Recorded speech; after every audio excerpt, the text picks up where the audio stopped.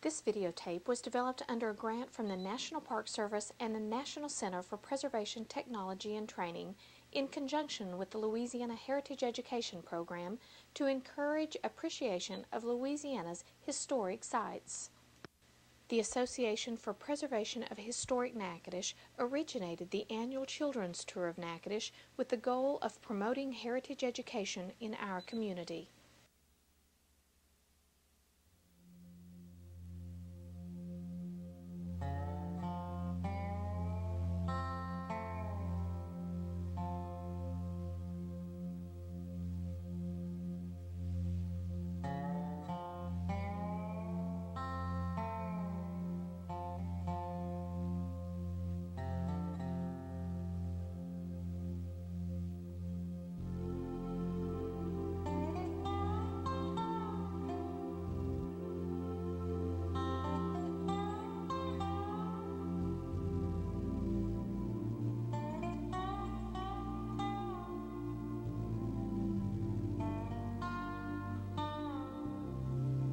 Welcome to our city, rich in history and rich in tradition.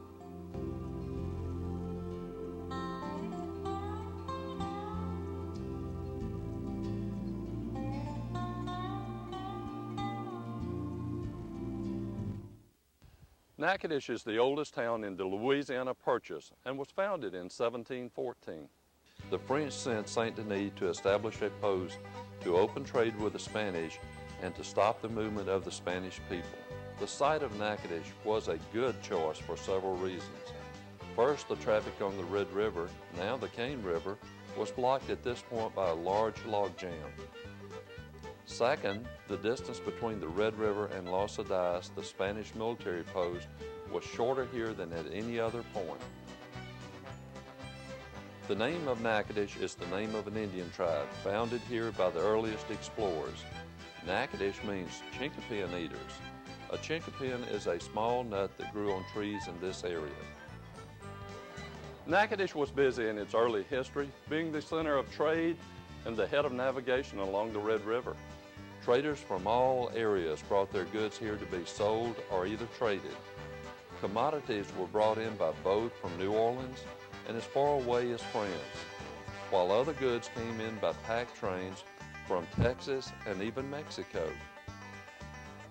Traders brought in silver, skins, and other things to trade for silks, wool, cotton goods, food, salt, bear oil, and even tobacco. Later, Natchitoches was the outfitting post for people going west.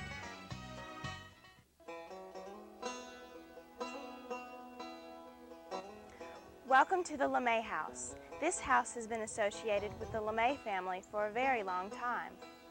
Alexis LeMay worked for the Bank of Louisiana in New Orleans. He came up here to open a bank branch and bought this house from Mr. Trezzini. Mr. Trezzini had built the house for himself. People believe Mr. LeMay had a tunnel built from the cellar to the riverbank. They say he brought in great amounts of money for the bank without having to carry it around in the street. Inside the house, right behind the door, is a board from the original floor. People saved that board during the remodeling a few years ago. The painting on the wall is Mrs. Michael Boyce. Notice that everywhere you stand, her eyes follow you. This is a trick of the artist's skill. A staircase, located on the outside of the house, took you upstairs where the children used to sleep. You will also be touring the dining room and the meeting room.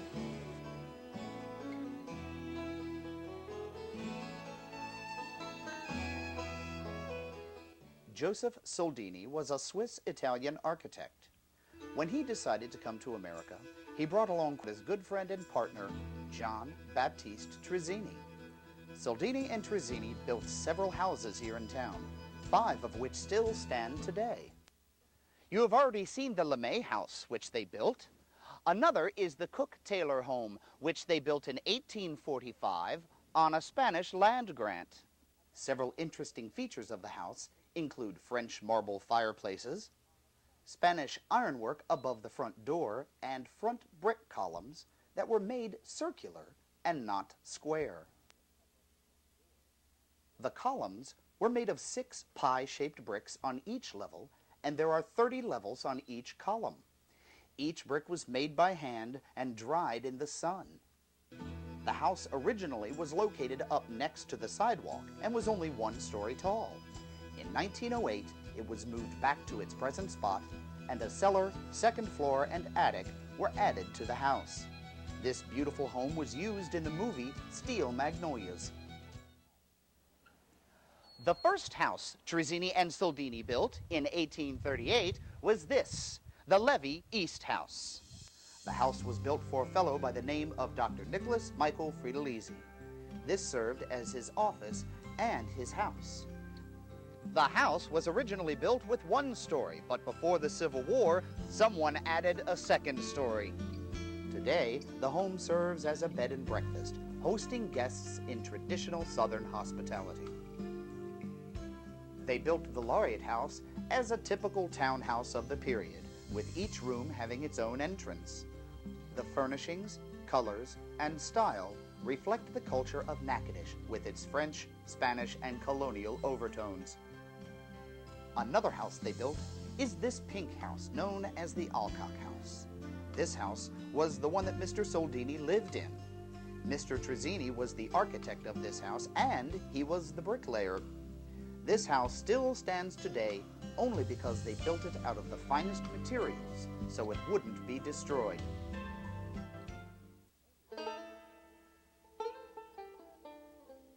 When Henry Miller Shreve was young, he liked playing with boats. At the age of 22, he built his first boat, which he sailed on many different rivers. He became an engineer in the Army and designed a type of boat to break up log jams. In 1883, the Army sent him to Louisiana on his boat. They sailed up the Red River to Natchitoches. There they found a huge log jam, which was called the Great Raft. They began to ram the log jam with his ship. Men with axes and saws worked to break up the jam as mules with chains pulled on the logs. It was very slow, hot, stinky work. Soon the current of the river was not strong enough to wash down the floating logs, so he decided to dam up part of the river. That made the current strong once again. As a result of the stronger current, the river cut away from Natchitoches to Grand Ecore, leaving only Cane River, which is now a lake. The ravine now running into Cane River is called Bayou Amulet. This was the location of the first port where pack trains gathered to trade goods and mules. The name Bayou Amulet is said to come from an original landowner whose name was Mulet. Shreve came back to the logjam year after year with hundreds of men. The work was always cut short because of diseases and hot summer weather. Finally, in the spring of 1838, they had cleared most of the logjam, and boats could sail up to 100 miles into North Louisiana. Soon a port city was formed on the banks of the Red River, and they honored the man by naming the town after his name. It is called Shreveport. Many families maintained both a country and a townhouse. A Creole planter, Benjamin Matwire, built this as a townhouse in 1850. It is now called the Matwire Brown Townhouse. The family stayed here when they came to town for special occasions. One unique aspect of the original plan is that each first-floor room had a glass-paneled door giving access to the street or yard. The house has changed owners many times, having been used as a residence, an apartment building, and a hospital.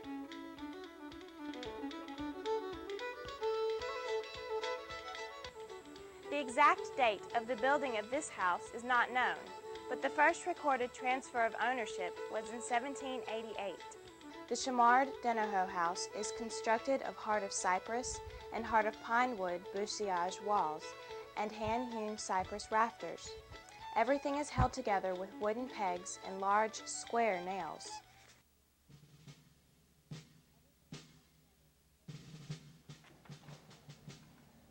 I am Leopold Caspary, and I was born in France in 1830. Later, I moved to the United States and settled in Cloutierville and opened my own merchandise store, which I operated until 1858. I then moved to Natchitoches. In 1861, I joined the Pelican Rangers No. 1 of the 3rd Louisiana Infantry with the rank of 2nd Lieutenant. I was later promoted to captain and served with this rank for nearly 4 years. I then became a state senator and helped to get Natchitoches chosen for the home of Normal College, which is now Northwestern State University. I also was one of the leading forces in establishing a local railroad called the Natchitoches Land and Railway Company. I served as president and general manager until it was sold to Texas and Pacific Railway Company in 1900. The train depot is located on Amulet Street and is now used as a city courthouse. I was also the first president of People's Bank and Trust Company when it was established in Natchitoches. Captain Caspery died at his home in Natchitoches on March 12, 1915, at the age of 85. He is buried in the American Cemetery in Natchitoches.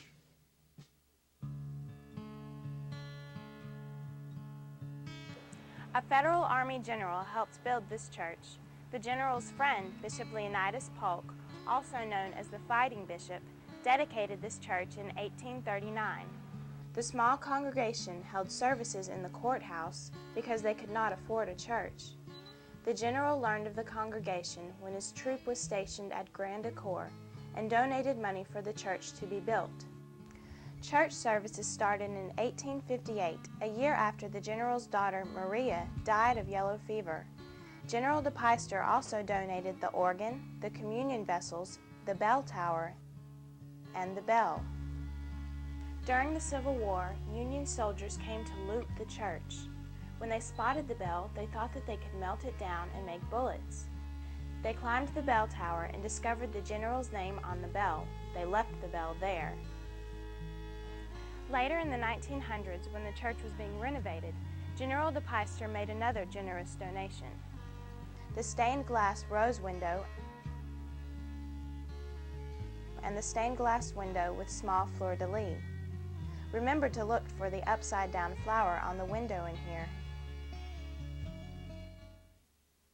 A group known as the Shape Note Singers frequently visit the church and surrounding areas to present gospel music at its best. The North Star Singing Convention group began in the early 1940s and continues today.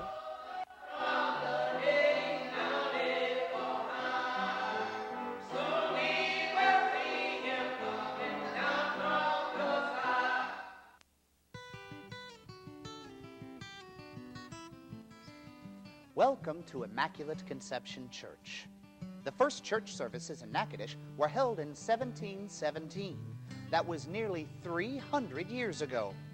This was the fifth church in Natchitoches and was originally named St. Francis, then St. Mary's, and then Bishop Martin changed the name to Immaculate Conception in 1856. It wasn't completed until 1892, when a friend of his, Bishop Duryea, added the domes on the towers, the sacristy, the altar, and the tile floor. The beautiful stained glass windows were made in America, except the two at the back, which were imported from Austria.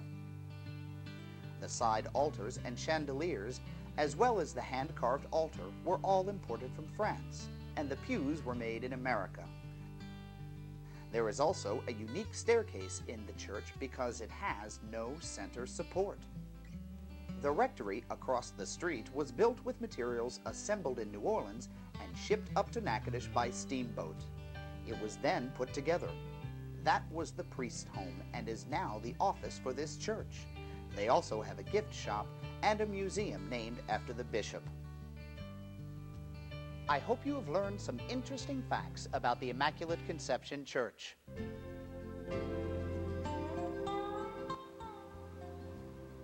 Benjamin Scriven Sweat was an important clerk of the courthouse in the late 1800s. He kept all the legal records for the parish. Whenever someone was born, died, got married, sold, or bought a house, he made a record of it. The first courthouse in Natchitoches was built in 1828. By 1895, it was in terrible condition. The roof was leaking, the bricks were crumbling, and other problems were occurring. The police jury decided to build a new courthouse. It took some time to build the new courthouse, so an old hotel building was used temporarily. The construction was finished in 1896. In 1933, a fire damaged the attic, the courtroom, and the clock tower. In 1976, the courthouse was restored, and a few years ago, it became a museum. Offices, rooms, and the genealogical library are located on the second floor. A room made of metal was built to hold all the parish records. If a fire should occur, the records would not get burned. Also in the metal room is a dollhouse and replicas of plantation homes in the area.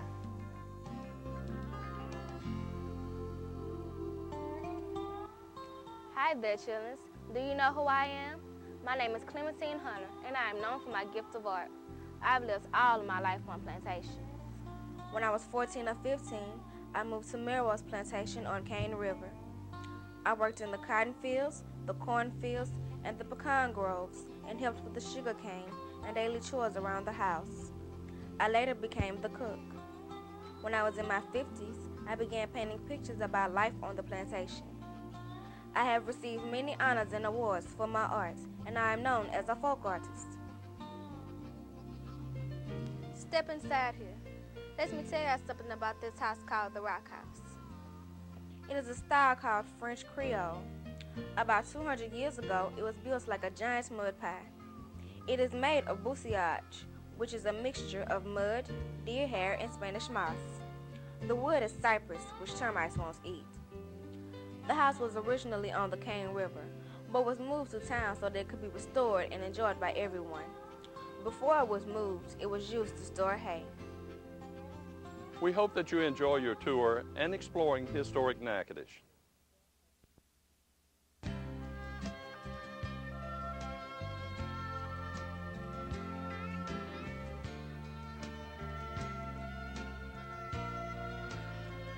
This beautiful staircase is located behind the carriage house. The spiral staircase and iron-laced balcony were made in France and shipped across the ocean to New Orleans and then to Natchitoches on a steamboat.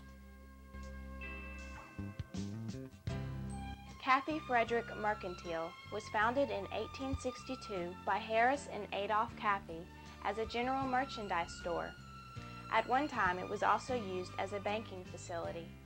Steamboat deliveries were made in front of the store from the river.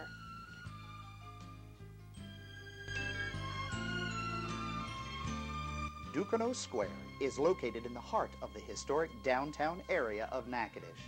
The Duquesnoy building stands on a portion of an 1818 land grant made to Joseph Tauzin from France and was built between 1820 and 1847.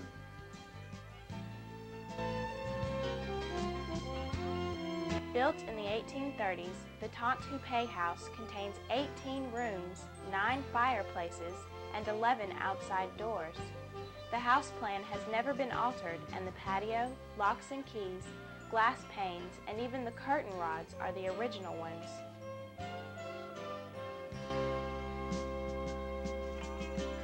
This cemetery is believed to be the site of one of the French forts. Both black and white, Catholic and Protestant, free and slave were buried here during 2 centuries. Many tombstone epitaphs in French and dating in the 1700s are located in this cemetery.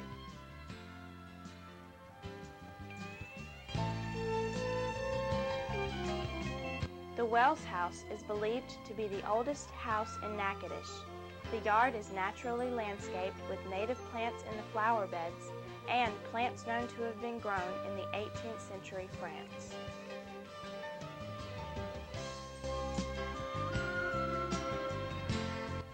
This house was the home of Kate Chopin, author of The Awakening. Her controversial writing and storytelling during the late 1800s is now recognized as great writing, and she is known as a classic 19th century American storyteller. The Kate Chopin House was established in 1965 as the Bayou Folk Museum and is now owned by the Association for the Preservation of Historic Natchitoches.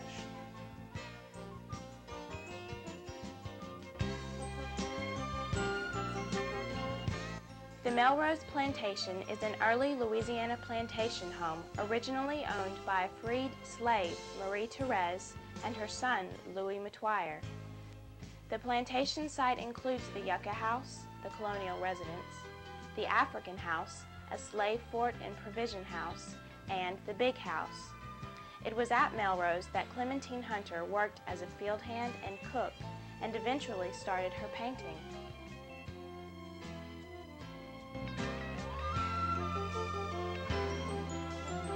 The Chaplain House was built in 1892 by a man named Zeno, who worked without benefit of architectural drawings or plans.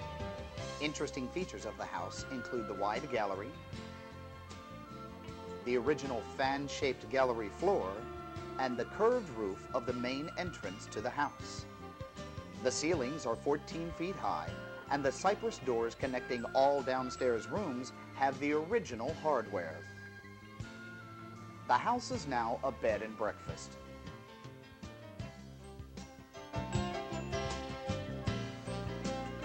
The Prudhomme Roquier House stands on a Spanish land grant from more than a century ago. The home contains beautiful wide columns, spacious galleries, and dormer windows.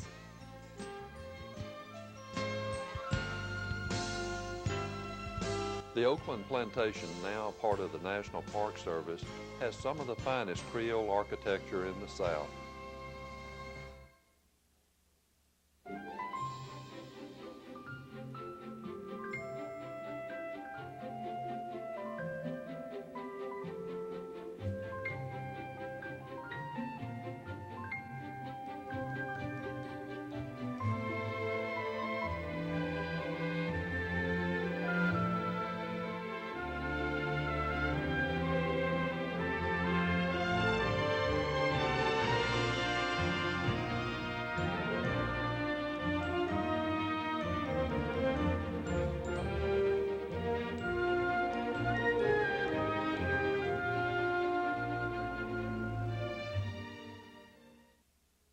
The contents of this videotape are solely the responsibility of the Association for the Preservation of Historic Natchitoches and do not necessarily represent the official position or policies of the National Park Service, the National Center for Preservation Technology and Training, or the Louisiana Heritage Education Program.